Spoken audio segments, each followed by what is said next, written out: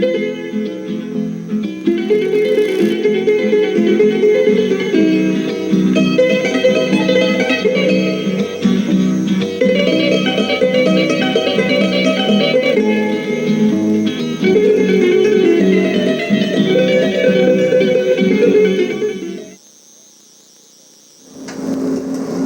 I'm Norman Liss, and the name of the program is The Way to Go.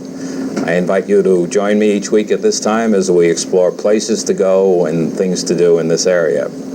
Today we are going to explore the boundaries to which art is going, and there's a series of exhibits at the Hudson River Museum in Yonkers which really take us on some wonderful trips exploring what you might call the outstanding boundaries.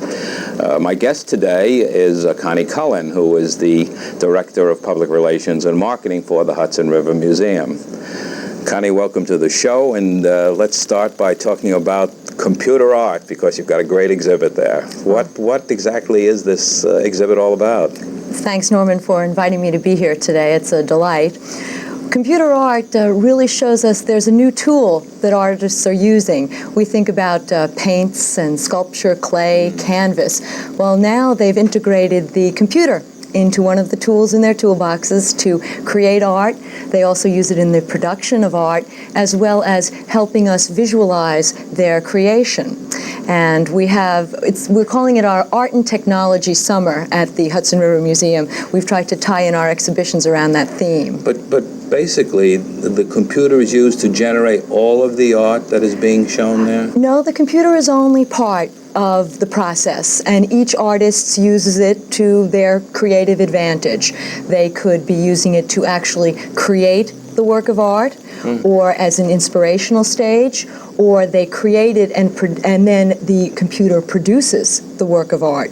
Or they produce a work of art and then use the computer to display it and have the visitor or the viewer interact with it. Well, one of the things in interacting, I think, is this wonderful setup where people can sit at a keyboard and actually create their own works of art. How does that work? Well, we always try to integrate visitor interactive pieces with the exhibitions at the museum.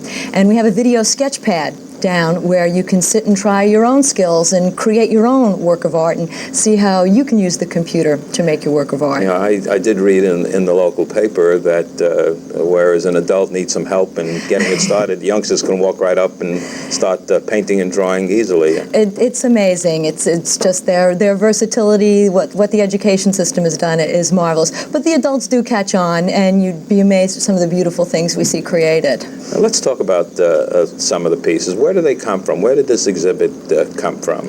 This exhibit, we're showing the artists all over the United States who submitted work into the SIGGRAPH firm, and it is a special interest group on computer graphics. And one of the pieces we have with us here today is The Birth of Elvis. Yeah, that's an interesting one, and we do have actually the actual piece of art right here. Tell us about it. Well, it's actually very special. How this piece was produced, the artist scanned the image of Elvis into their computer and then scanned the Botticelli Birth of Venus into the computer. Then they had the computer blend the Elvis over Venus, where she sits on her half shell, and then they adjusted and erased some of the pixels, which are the background dots, and created this piece of work, which combines a classical piece with a very modern figure. I'm sure it's getting a lot of comment from people who come there. I think there's a lot of attention to Elvis this year with the stamp business and everything, and so and he is very much a very popular figure in American culture. And the various other things, I noticed there's one hologram in there. And what are some of the other pieces? Oh, there are stereo viewing pieces, there are sculptural pieces, there are actual pieces being projected on video as well. Part of the exhibition, it's not directly related to the SIGGRAPH, but we had another artist, Francis Whitney, make a sculpture and laser exhibition. And yes, I was fascinated by that. It runs about 20 minutes. I have to say that I was really intrigued by the imagination and the extent to which she did that. However, I don't think I'd want it in my living room. Well, that brings up a nice point. Art these days has a broader meaning to people. You don't necessarily have to consider what you hang in your living room to be art. Art can be something that's part of the environment, outdoor sculpture. It can be in many different rooms in the home. It can be in many different places. It can be temporary, or it can be permanent. So it's a broad meaning of the arts today. Yeah. Before we get into the Edgerton photos, which I'm sure a lot of people are familiar with, I want to go into the catalog, which I have a copy of here, of the SIGGRAPH, and actually show some of the really outstanding pieces of work that are created. Now, I know that all of these are not necessarily in this exhibit, but I think if we take a look at these and for a few seconds, and then move on to perhaps another one, we could find some. Now, these are all created as computer art. Is that correct? Right, using the computer in some step of the process. Printers these days have a magnificent color resolution. There's even a laser printer that almost paints with the color when it prints, as opposed to the dot patterns that we're very much used to. And even laser printers these days that we use in offices have very tight dot patterns, but these color printers really give significantly improved resolution, and the broad range of colors that they have these days are just absolutely, as you can see, thrilling, the depth. It's hard to believe that these were created with a computer, but then I suppose if you look at computer games that you see in the arcades, I suppose that what the computer can do is really beyond any of our concepts at all. Right. What makes it art? What makes it art? Well, I think there's the involvement of the human element, which we can't forget in this. And I think that's what brings, versus a computer game versus a computer work of art. You have someone who might be working with the computer to create or to produce or to help visualize the work of art.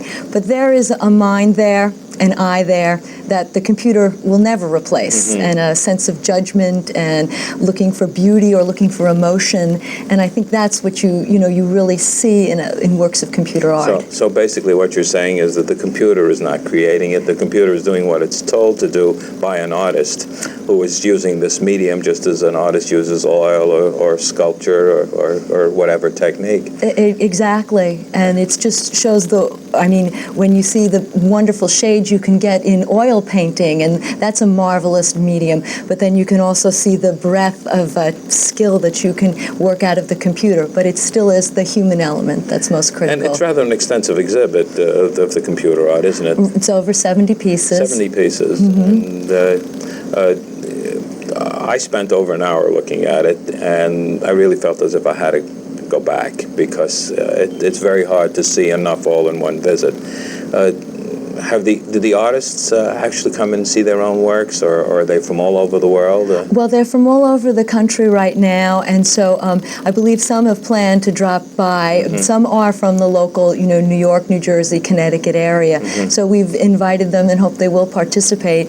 We've had other local computer artists come down to do educational workshops for our visitors and families, and it's become such a popular medium. Well, it's certainly a great exhibit. Let's move on to someone whose work I have known about for a long time, and these are the Edgerton photos. Why don't we talk about those? Well, this exhibition is known as Stopping Time, the photographs of Harold Edgerton.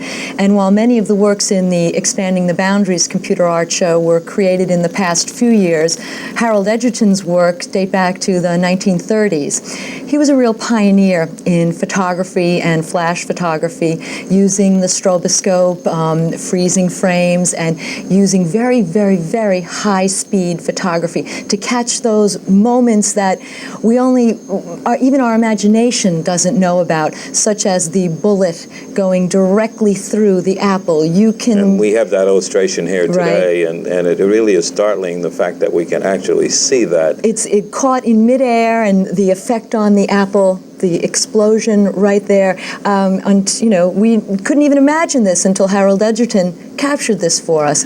And then the milk drop is... That's one of his most famous, isn't it? Oh, and it's just, it's wonderful because it is such a simple thought.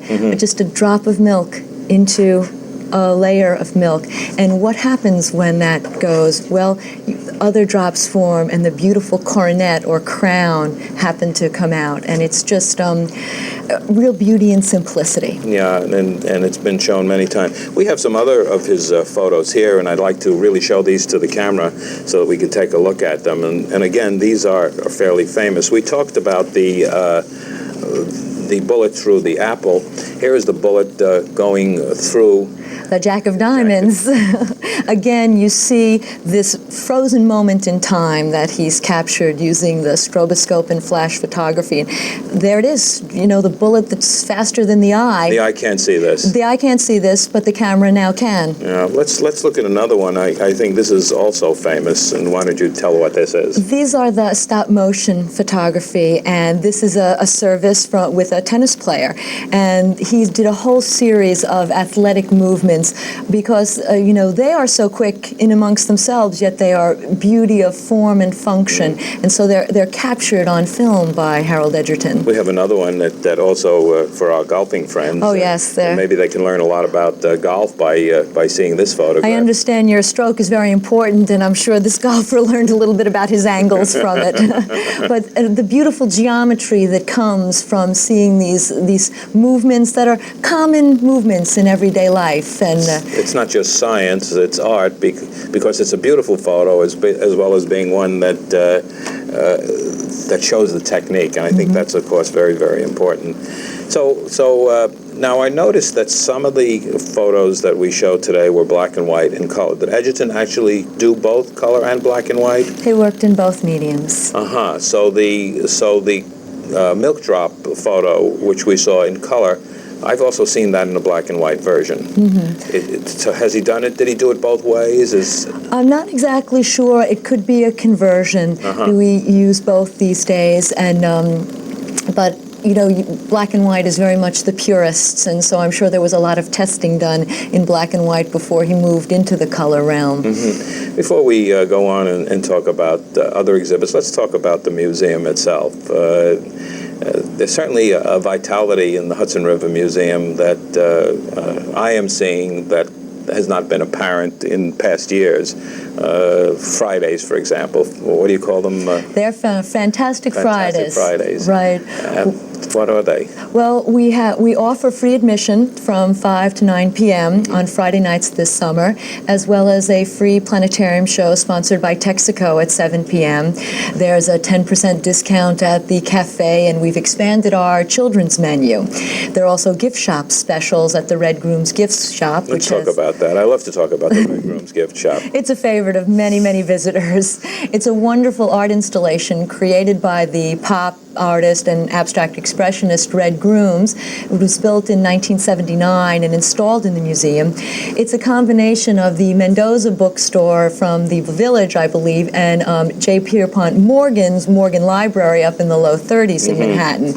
And it's just covered with bright colors and figures, and it goes from a very orderly Morgan Library type of bookstore to the very fluid and books all over the place from the Morgan Library. And we have three-dimensional visitors, models of visitors in there, and it's a beautiful piece, and it lets us relate very closely to having a museum shop plus an art experience in one. Makes it fun to spend your money in there. Actually, you can buy some replicas, cutouts that you can make of some of the Red Groom sculpture that you can cut out and put together.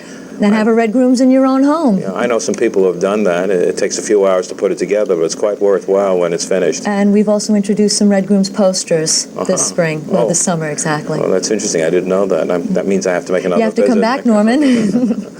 And I noticed that you have other programs that I find very interesting. I see you have a lot of children's programs going on at the museum. Is that an ongoing program in the wintertime? I assume it's for classes from schools, and the summertime for day camp groups?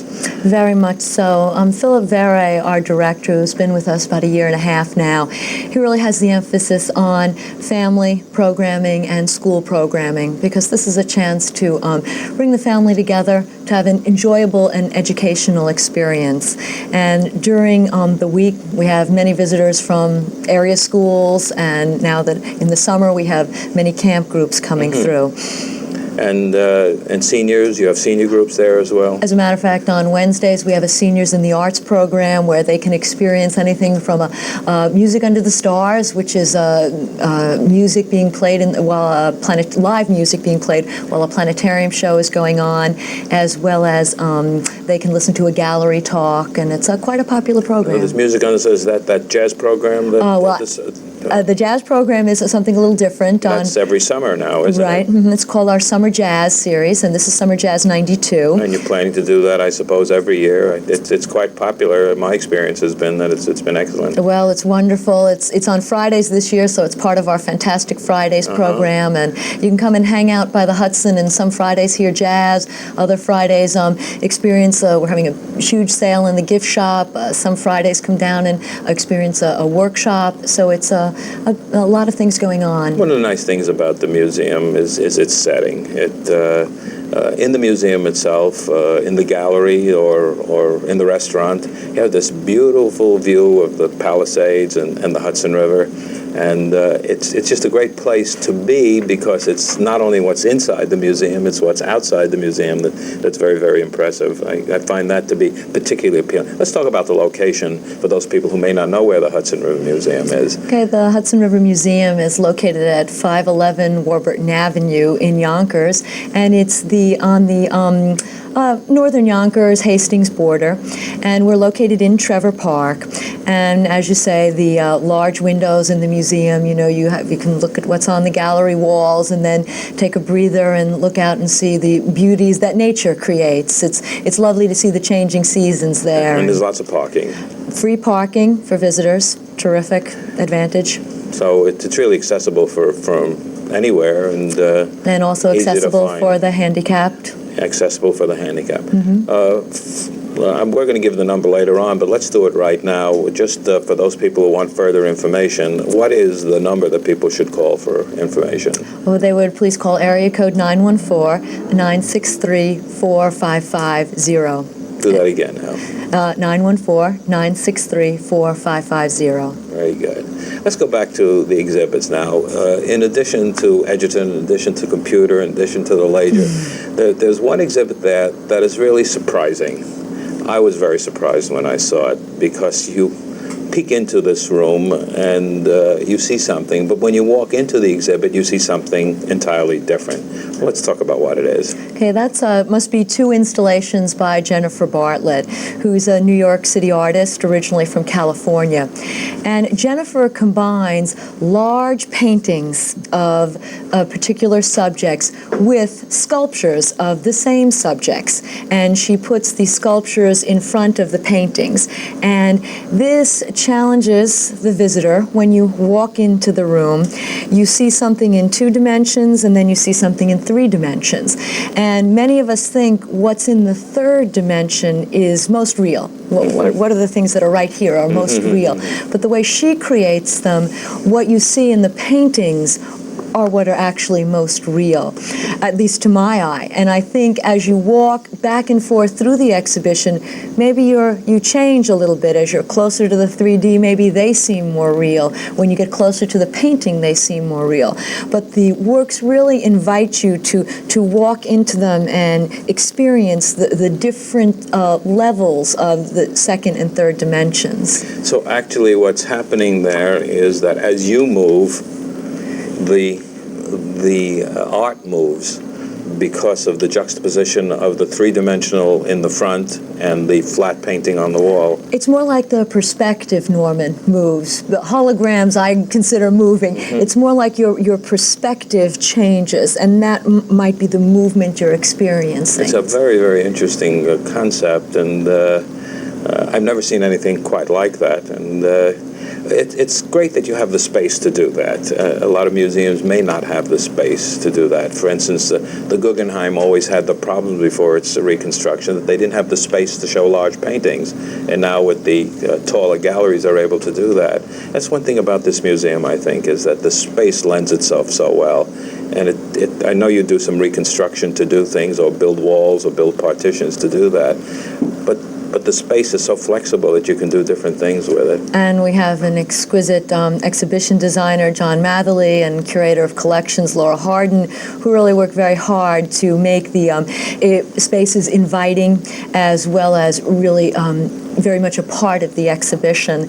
And we try to use the space down there so that you have a variety of different experiences when you come to the Hudson River Museum. You'll have computer art now, high-speed photography. You've got Jennifer Bartlett's very interesting juxtapositions. You have the Glenview Mansion. And that's another thing that we hadn't discussed, which it stands in itself. Originally, the museum itself was the mansion before the modern addition was put on it? Actually, the museum was originally in Yonkers City Hall, and then a group of people encouraged the city to purchase the Glenview Mansion, and so in 1924 that became the home of the museum, and it's been there ever since. And in the late 60s we put on the modern extension where we have all of the 19th and 20th century American art. Now, in the mansion itself, first of all, the furnishings, the decor, that in itself is an exhibit, but then you have exhibit rooms right within the mansion. Mm-hmm. Now, that first room that you come to in the mansion, tell us about that and what the concept is and what goes into that room. We're very proud of that room, Norman. It's an award-winning room. It is our Glenview Mansion Orientation Touch Gallery, and it's designed in mind for children and for the visually impaired. But I have to tell you, everyone has a great time in it. Mm-hmm. There's a scale model of the mansion made of wood that you can touch and actually feel, if you were blind or visually impaired, what the relationships are between the towers and the main rooms. Mm-hmm. There are pieces of stone there, so you can feel the different stonework that was made in the surface of the mansion. Mm. There's a display of Victorian silverware. Dining was a big part of Victorian life, and you can actually feel the weight and the design of the spoons, as well as different fabrics are exhibited there, feel their textures. And we have a magnificent tile floor in the great hall of the mansion, and we put out samples of tiles so you can try to duplicate that as well as make your own design if you were going to be an architect. And then you walk past that room and into the entrance hall, what used to be the entrance hall of the mansion, and then the exhibit halls are in there. Mm-hmm. And you have different changing exhibits which are in there at all times. Definitely. Yeah. And as a matter of fact, this fall we're having a wonderful exhibition on the old Croton Aqueduct, the rural and the new, and looking forward to that. Yeah. It's the 150th anniversary of the aqueduct. Yeah, we'll have to talk some more about that. Good. But the museum itself is expanding in other ways because you're not just limiting yourself to what's there. So tell us about what's happened with PaineWebber. Well, we had a very exciting opportunity this summer, and we have a grant from the PaineWebber Company, and they have a program at their building down at 51st Street and 6th Avenue in Manhattan, where they have a gallery on their ground level. And they have a program where they invite about 4 museums a year to put on exhibitions of durations of a few months. What's this illustration, this painting that we have here? Well, this is our exhibition is called Upriver, and this piece is by Julino Davidson. It's called The View from Tappan Zee, and it shows the Hudson River when the Hudson was a real working river, when boats were used for not only fishing, transportation, a whole gamut of things, the different types of sailing vessels that we saw. It happens to be one of my favorite works in the whole collection. But every work you'll see down at PaineWebber through early October, is from the museum's permanent collection. Are there plans to do other outside the museum's walls exhibits? Upon invitation, we look forward to that. We do lend paintings upon request. Some of them are at the county office building in Westchester, as well as the Westchester County Medical Center at this time. The Hudson River Museum is not just the Yonkers Museum, even though it is Yonkers. It really belongs to the entire area, and certainly Westchester County. And you do attract visitors from all over, don't you? Mm-hmm. It's exceptional in what it does and the setting in which it is. Well, we're known as the Hudson River Museum of Westchester. We love our Yonkers roots and home, and they're generous enough to be able to share, and with the county support, the museum with the whole county, and school children benefit from it throughout. But we do draw in from the metropolitan area, and our education program has received national attention. Opportunities like Payne Weber give us a chance to build audience in even greater areas, and people can have a taste of our work there and come up to the Hudson River Museum in Yonkers and see everything.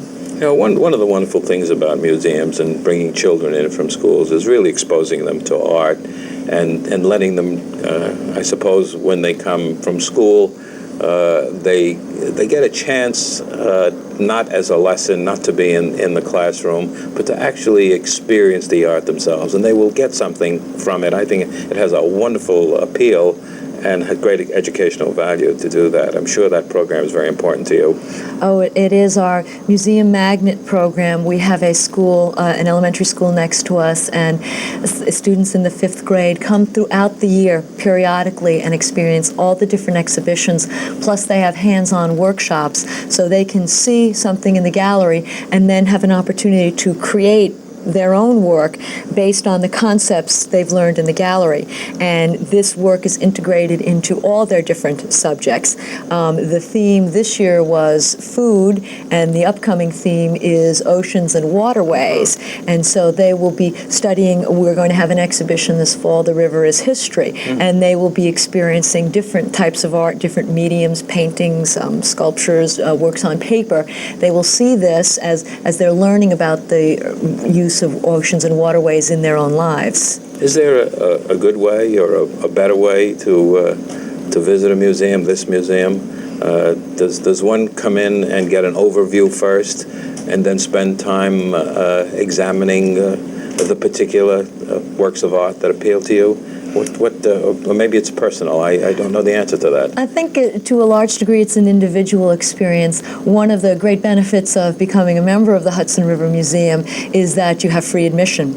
And so you can come and experience what you know, and maybe an overview, and then come back, like you mentioned, and really get in depth into one area. And when you experience again and again something, it becomes a much more richer experience. And having mentioned membership, perhaps this is a good time for us to repeat the telephone number if the people are interested in getting more information about becoming a member of the museum, or what the current exhibit is. What number should they call? They can call 914-963-4550, and they can speak to our membership coordinator if they're interested in knowing the benefits of membership, and we can send them out information.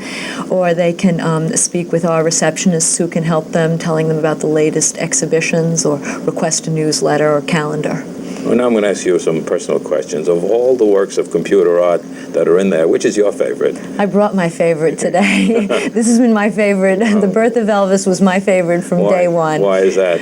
Well, you gave my title. I'm the Director of Public Relations and Marketing. I like something that's going to attract people's eyes. And I think this says a lot about what the computer does with art in an understandable way. It's technological, but it's not one of the more technical pieces in the work. It's something you can readily identify with. Many of us are familiar with Botticelli's Birth of Venus, and it just combines those things. Plus, I love the colors in it. You make an interesting point when you say that you like it because of Elvis and the reason. Very often we see in exhibits, we see a description by the artist of what the artist was trying to say. And just from your own personal viewpoint, is it more important to know what the artist is trying to say or what you get out of it? I think they're both really very valid points. Sometimes you can't even get out of an artist a statement or a little paragraph. They say the work speaks for itself. But I do happen to like to read and listen to what artists have to say. It enhances my experience. Well, what I have to say is that we run out of time. Rats. and so I thank you very much for being here today. My guest today has been Connie Cullen, who is the Director of Public Relations and Marketing for the Hudson River Museum. I'm Norman Liss. Thank you for being with us today, and until next week, enjoy yourself.